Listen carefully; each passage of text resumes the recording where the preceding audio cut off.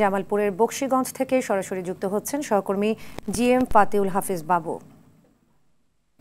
বাবু, বৃষ্টির পানি আটকে ৩ ইউনিয়নের কয়েক শত বিঘা জমির পাকা ও আধা পাকা ধান তলিয়ে গেছে।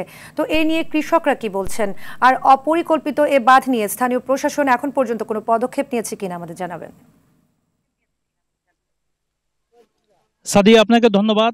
সাদিয়া, আপনি জানেন যে আমি এখন জামালপুরের যে বকশীগঞ্জ উপজেলার মেরিশ্বর ইউনিয়নের খাপড়াপাড়া এলাকা এবং সাধুপাড়া ইউনিয়নের চরাইরমেরি এলাকায় দুটি বাঁধ নির্মাণ করা হয়েছে দশানী নদীতে। এই দুটি বাঁধ নির্মাণের ফলে সাধুপাড়া, মেরুচর এবং বাহাদুরাবাদ ইউনিয়নের তিনটি ইউনিয়নে প্রায় 20টি গ্রামে কিন্তু জলাবদ্ধতা, কয়েক শত বিঘা জমির ধান কিন্তু পানির নিচে তলিয়ে গেছে এবং অনেক প্রত্যাশিত যে পাকা ধান, এই ফসল কিন্তু পানির নিচে ডুবে ডুবে তারা কিন্তু কেটেছেন।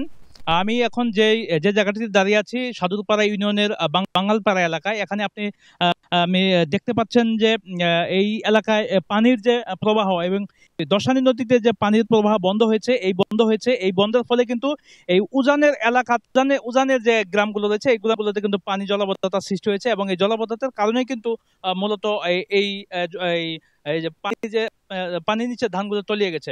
আমি উপজেলা প্রশাসনের ধন্যবাদ বাবু।